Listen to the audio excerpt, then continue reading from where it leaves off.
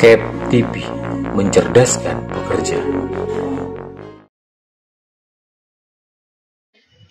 Oke, baiklah, kita akan masuk ke dalam talk show.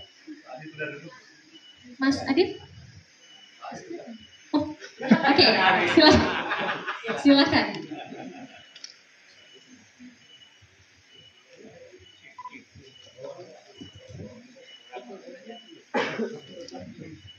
Cik, Mon cari siapa tadi Mon?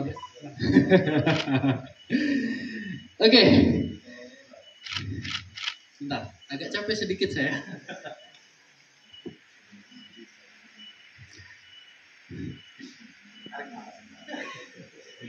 Bismillah.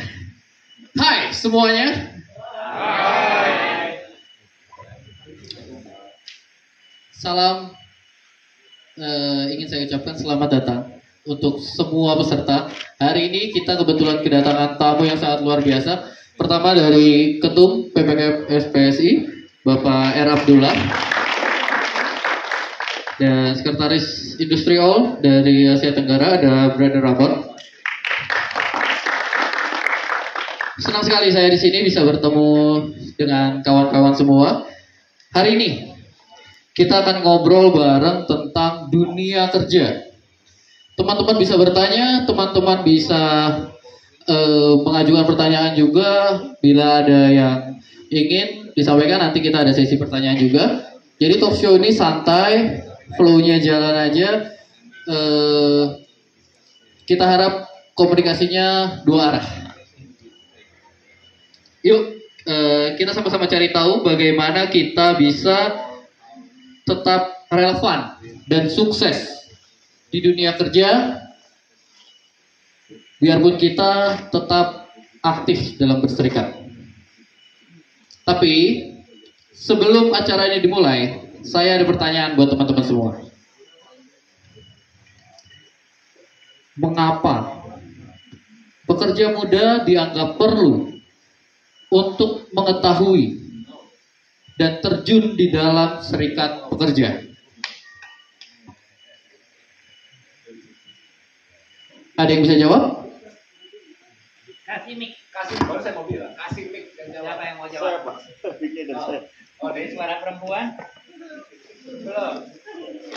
Kenapa pentingnya strategisnya pekerja muda menjadi aktif di serikat pekerja? Wow, keren.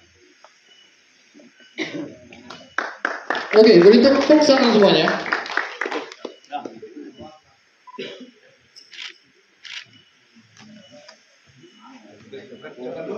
Habis ya? Nggak setuju. Baik, bismillahirrahmanirrahim. Assalamualaikum warahmatullahi wabarakatuh. Waalaikumsalam. Nama saya Anggi Nugraha dari PUK SPSI PTN Oka Indonesia. Pertanyaannya bagus ya. Kenapa anak muda sangat penting gitu ya dalam serikat kerja?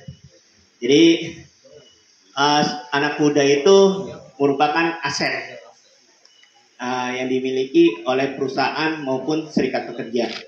Karena kalau yang usia tua kan dia usianya udah di luar produktif gitu ya. Dan untuk mengetahui lingkungan kerja juga hanya beberapa tahun lagi. Tapi kalau di usia muda di bawah 35 tahun itu merupakan aset karena dia akan mengalami sebuah situasi ketenaga kerjaan yang akan datang. Itu yang pertama. Yang kedua, selain aset, pekerja muda juga dia mampu menghadapi tantangan karena dia mempunyai motivasi, mempunyai semangat untuk produktif, untuk produksi ya di perusahaan ya, dan juga semangat untuk meningkatkan kesejahteraan untuk keluarganya. Itu. Jadi ada dua hal ya yang saya sampaikan kenapa kok pekerja muda sangat penting gitu untuk serikat pekerja. Yang pertama, pekerja muda merupakan aset. Yang kedua, pekerja muda mampu menghadapi tantangan dengan semangat mudanya. Terima kasih. Assalamualaikum warahmatullahi wabarakatuh. Oke, beri tepuk tangan semuanya teman-teman. Jadi pertama aset, sudah diingatkan, aset, dan kedua pekerja muda ini energik. Kurang lebihnya seperti itu. So, Brother Ramon, we have many questions for you. What mean a future of work?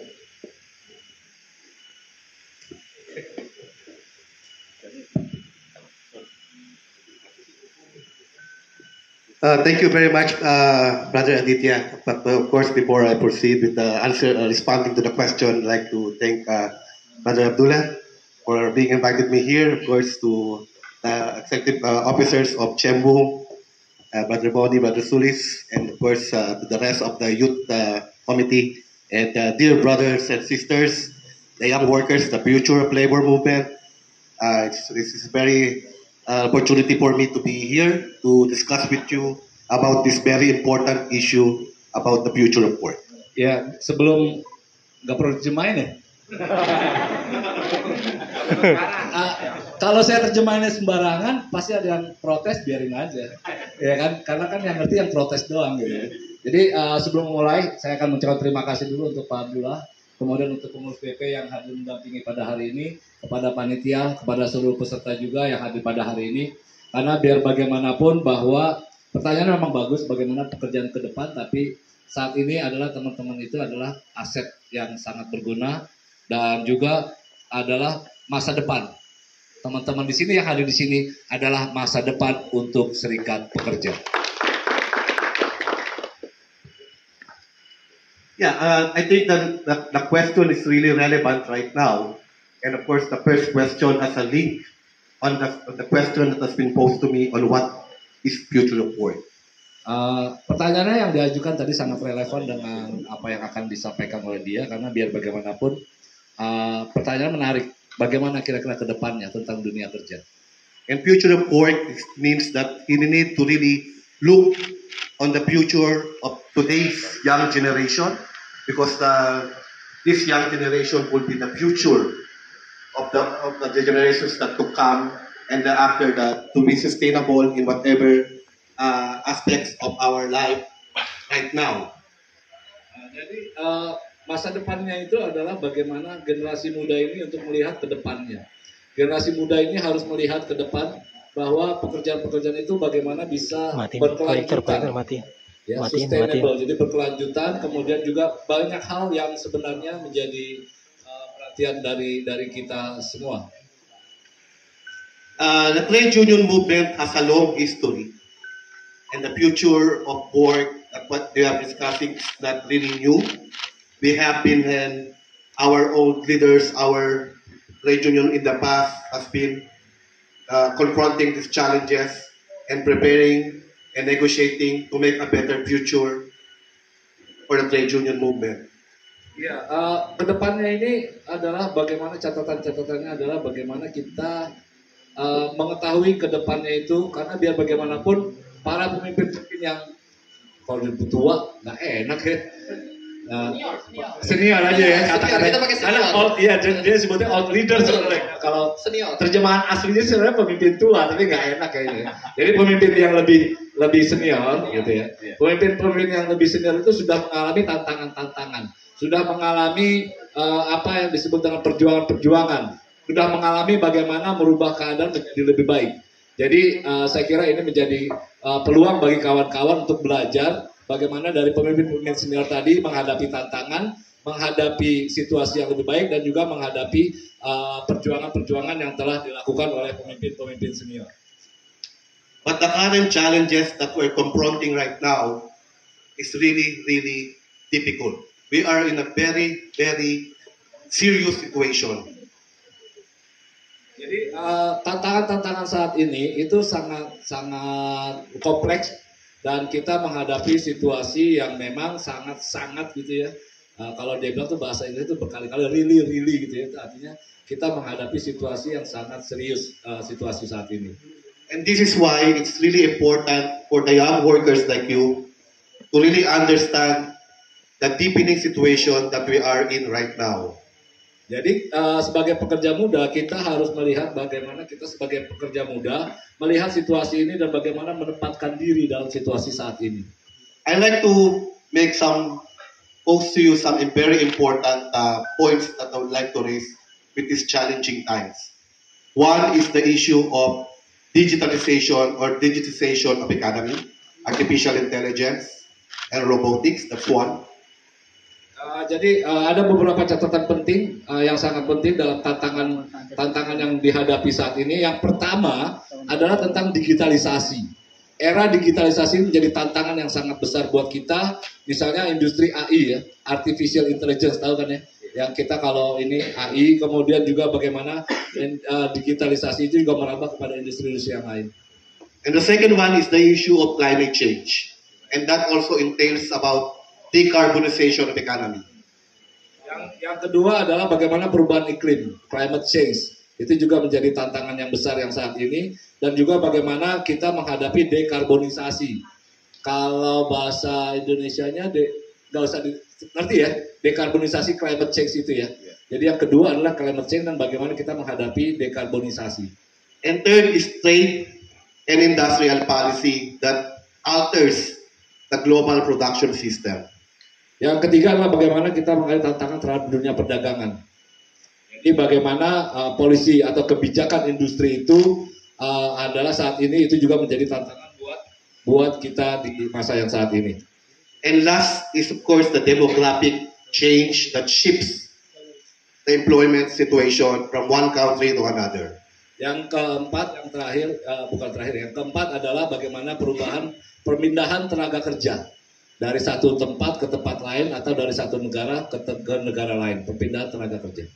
And those are the things that are considered as the megatrends that our generation, you as the youth generation, us as the past, considered as the older generation, has to confront together side by side to address those challenges. Jadi ini saya kira yang keadaan daripada yang disebut dengan megatrends yang bukan hanya dihadapi oleh kawan-kawan sebagai generasi muda, tapi juga kami yang generasi senior juga menghadapi situasi yang sama. Nah ini bagaimana kita bisa bersama-sama menghadapi tantangan-tantangan yang muncul di situasi bukan hanya di Indonesia atau lokal ya, tapi sebagai situasi yang sudah tren secara global. And on these trends, while we don't have the current answer right now, but it's really very interesting to have this conversation with you. It is you that you are, of course, going to address these challenges. So it's better for us to have this kind of conversation. Perhaps you yourselves can think of a solution that we can bring forth in our movement. Ya, jadi bagaimana situasi ini itu adalah situasi yang sedang terjadi. Nah ini sebenarnya adalah bagaimana kita membangun komunikasi, kita membangun conversation ya, artinya antara pekerja muda, kawan-kawan yang pekerja muda dengan kita, supaya bagaimana kita bisa menambah wawasan-wawasan atau kita berdiskusi untuk menghadapi tantangan-tantangan ini. Tentunya pembicaraan-pembicaraan ini harus menghasilkan solusi-solusi yang bisa mengatasi tantangan yang sedang dihadapi oleh kita bersama. And I encourage you, brothers and sisters, to have a very fruitful debate. Anything you would like to ask, feel free, open our minds, just say anything, whatever, so we can have a very good conversation. Ya, jadi situasi yang kayak gini ini bagus. Dimana kita bisa, teman-teman bisa men-setting bahwa kita bisa ngobrol, kita bisa diskusi, kita bisa secara bebas. Jadi teman-teman bebas lah, ngomong apa aja bebas. Karena kita adalah dalam situasi yang sama, karena menghadapi tantangan yang sama. Kita secara bebas bisa berkomunikasi dan berdiskusi. Thank you. Yeah, I think that's also a very good question in terms of addressing how we can confront the challenges of the changing landscape of employment. Because right now, as I have mentioned, that there will be a kind of a transformation in terms of those megatrends. For example, in the energy sector, there will be some kind of a, of course, there will be job losses in terms of employing or deploying artificial intelligence, digitalization economy. There might be employment loss, but there will be employment creation. And that would entail, of course, where education and technical skills would come in? Ya, pertanyaannya adalah bagaimana melalui apa kita pendidikan dan juga ini. Nah, kita harus sama-sama menghadapi itu, konfront. Kita hadapi perlawanan terhadap situasi yang sedang terjadi. Karena biar bagaimanapun, tren-tren atau megatren yang terjadi ini akan merubah keadaan. Misalnya begini, memang contohnya ada tentang energi, sektor energi. Sektor energi di satu sisi dia akan menghilangkan atau mengurangi pekerjaan. Tapi di sisi lain saat bersamaan dia juga menciptakan pekerjaan untuk energi terbarukannya. Nah ini bagaimana kita melihat situasi ini, ada lost jobnya, tapi ada creating jobnya.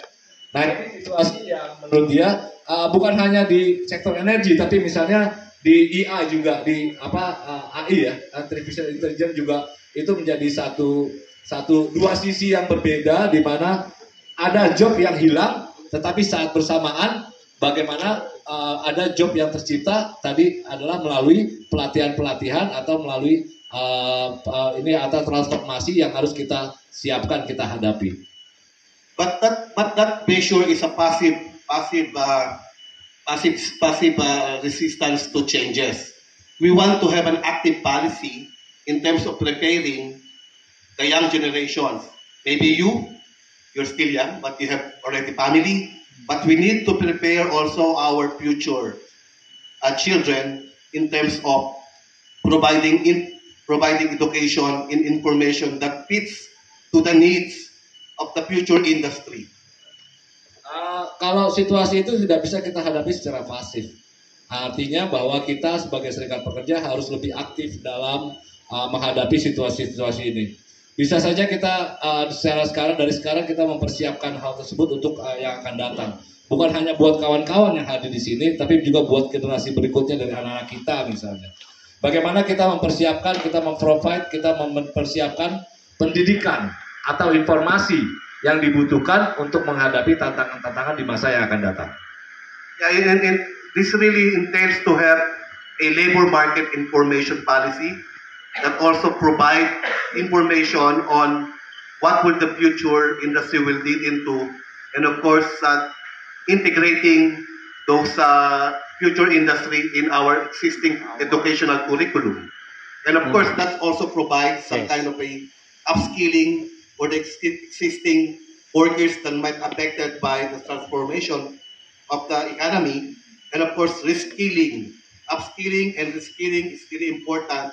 It's a passive response to the impact of the challenges of this transformation. Ya, kebijakan tentang pasar tenaga kerja itu sangat menentukan jenis-jenis pekerjaan apa di masa yang akan datang. Kita harus bisa membaca itu, bisa membaca kebijakan. Jadi labor market policy itu artinya kebijakan pasar kerja yang akan datang, trennya seperti apa jenis pekerjaan yang akan muncul di masa yang akan datang. Tentunya ini tidak bisa kita secara pasif menunggu, tapi kita harus mencari. Kemudian juga bagaimana kita mengintegrasikan keadaan-keadaan di masa yang akan datang dengan beberapa persiapan. Misalnya dengan membuat kurikulum atau membuat pelatihan melalui pelatihan yang bertujuan untuk meningkatkan kemampuan atau upskilling, atau bahkan melakukan reskilling. Jadi artinya bahwa kemampuan kita tetap dipertahankan atau tingkatkan untuk menghadapi jenis-jenis pekerjaan yang akan datang. Tidak bisa dilakukan secara pasif lagi, tapi kita harus secara aktif mencari informasi terkait dengan hal tersebut. Before we continue, I want us to Pak Ketut. Jadi gini Pak Ketut, kita sudah berbicara tentang masa depan, tapi sebelum kita tahu tentang masa depan, serikat pekerja, terutama para pekerja muda ini juga perlu tahu sejarah serikat pekerja itu seperti apa sih itu? Baik, sahabat sekalian, masih semangat? Ini soalnya pertanyaan susah. Saya sudah lupa apa yang saya mesti ceritakan kepada kawan-kawan sekalian, karena masa lalu loh. Tapi Bung Karno mengatakan bahwa jas merah tidak boleh merupakan sejarah. Jadi kita harus bicara, kalau bicara masa yang akan datang, mau tidak mau harus bicara juga episode masa lalu. Masih semangat? Kalau nggak semangat kita doa bareng aja. Bismillahirrahmanirrahim. Ya, Bismillahirrahmanirrahim. Tidur bareng. Baik sahabat sekalian, saya ingin menyampaikan perspektif, gitu. Perspektif gerakan serikat pekerja di Indonesia yang hari ini kita masih nikmati. Kita tahu bahwa tepat tanggal 20 Februari tahun 1973, para deklarator gerakan serikat pekerja Indonesia, para tokoh-tokoh nasional Indonesia menginisiasi untuk mendirikan gerakan serikat pekerja yang menjadi satu unity, menjadi single union. Karena apa? Karena era sebelumnya, era sebelum Orde Baru, era Orde Lama, serikat pekerja sangat-sangat banyak, tapi afiliasinya adalah kepentingan partai politik. Pak sentral. Jadi partai politik mendirikan serikat pekerja. Partai politiknya banyak, serikat pekerjanya juga banyak. Dengan lahirnya undang-undang investasi penanaman modal dalam negeri maupun modal asing pada waktu era Orde Baru, pemerintah menganggap perlu bahwa dengan tumbuhnya industri di Indonesia maka diperlukan tumbuhnya gerakan serikat pekerja, penguatan serikat pekerja.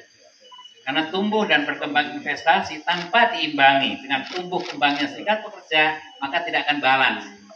Kawan-kawan, bayangkan, perusahaan nambah banyak, tapi serikat kerjanya nggak ada. Kira-kira apa yang terjadi? Pasti ketidakadilan. Atas dasar itu maka pemerintah membuat satu kebijakan waktu itu mendesain. Tepat tanggal 20 Februari tahun 1973 dibentuklah Federasi Serikat Pekerja yang pertama. Pada era Orde Baru adalah namanya FBSI, Federasi Serikat Buruh Seluruh Indonesia. Yang sekarang jadi SPSI, dulu namanya Federasi Buruh Seluruh Indonesia, dan dibentuk dari Sabang sampai Merauke. Satu waktu itu namanya single union, satu serikat pekerja. Jadi satu-satunya serikat pekerja di Indonesia untuk sektor swasta, sektor industri adalah SP. Nah, sekarang namanya SPSI, dulu namanya FB. Latar belakang yang kedua bahwa pada waktu era Orde Lama, masyarakat kita masih masyarakat agraris. Dengan demikian maka industri belum banyak. Maka dengan adanya undang-undang PMA, maka muncul investor-investor asing masuk ke Indonesia. Dengan tumbuh dan berkembang investasi masuk di Indonesia, maka terjadi perubahan paradigma dan tata nilai. Dari masyarakat agraris menjadi masyarakat industri. Kalau budaya masyarakat agraris, coba budayanya apa ya? Petani, satuannya adalah satuan musim. Benar nggak? Kalau industri, satuannya adalah satuan waktu. Kalau petani, satuannya musim. Musim paceklik, musim tanam, musim hujan, musim panen. Kalau orang Kerawang musim, kalau musim panen musim apa? Musim kawin. Musim kawin. Kalau paceklik ya toh musim cerai. Itu budaya lama, budaya apa? Budaya agraris. Dengan budaya industri maka satuannya waktu. Jam, menit, detik, ya toh? Bukan satuan musim tapi satuan waktu. Manakala terlambat 5 menit dianggap mengundurkan diri. Mulai diri SP1 5 hari berturut-turut tidak masuk dianggap mengundurkan diri, benar nggak? Perubahan budaya dan paradigma semacam itu maka perlu dikawal. Perlu dikawal kehadiran serikat pekerja. Lahirlah namanya FBSI. Bersyukur FBSI berkembang dan tumbuh dari Sabang sampai Merauke. Ada 470 kabupaten kota dan 30 provinsi di seluruh Indonesia. Kalau hari ini Indonesia masih memiliki SPSI dan dikenal SPSI karena itu. Karena paruh waktu tahun 73 sampai era Orde Baru berakhir. Itu yang pertama. Dengan demikian maka serikat pekerja waktu itu sebagai balancing untuk membangun keseimbangan, untuk membangun keadilan. Pengusaha tumbuh, industri tumbuh, ekonomi tumbuh, serikat pekerja harus tumbuh untuk negosiator, untuk negosiasi. Pada era reformasi, IMF mengatakan bahwa karena serikat pekerja Indonesia hanya satu, maka menganggap bahwa Indonesia tidak demokrasi. Maka MF mengatakan kepada Indonesia, agar Indonesia masuk kelompok negara yang demokrasi, maka perlu melakukan demokratisasi. Maka lahirlah tanda kutip Kepres nomor 8398 yang secara tidak langsung agak sedikit dipaksakan, yaitu meratifikasi konvensi ILO 87. Dengan demikian tahun 1998 yang tadinya serikat pekerja single union semenjak 98 lahir Kepres 8398, maka menjadi bersifat multi union. Sampai di sini bisa ditangkap? 98 menjadi multi union. Contoh partai. Partai dulu ada berapa? 3 kan? 2 mas. 2. Hanya ada PDI dan P3. Golkar nggak mau disebut partai. Namanya golongan karya kayak gitu. Tapi semenjak 98 partai berapa banyak? 50 lebih, 54. Pasca reformasi, maka kebebasan, liberalisasi. Partai pun menjadi 59. Dan khusus untuk gerakan serikat pekerja, MF mengatakan bahwa perlu meratifikasi konvensi ILO 87. Dengan demikian, maka Indonesia meratifikasi kebebasan berserikat sesuai dengan konvensi ILO, International Labour Organization nomor 87 tentang kebebasan dengan adanya kebebasan berserikat yang tadinya single union menjadi multi union, menjadi serikat pekerja banyak, dan bahkan SPSI pun yang tadinya 1 sekarang SPSI menjadi 4. Berapa ayo? SPSI aja menjadi 3. SPSI Andi Gani, SPSI Jumgur, Ada 73 juga. SPSI Yoris. 73 ada. Gitu. Serikat buruh yang lain banyak. Sampai nggak Enggak, itu. SPSI 73 ya. Tercatat di Indonesia, di tingkat 4. nasional, serikat pekerja tidak kurang dari 159 nama serikat pekerja. Dan konfederasinya ada 26 konfederasi serikat pekerja. Pertanyaan besarnya adalah, apakah dengan semakin banyak serikat pekerja akan semakin sanggup berjuang untuk membangun keseimbangan dan menciptakan keadilan sebagai negosiator atau tidak?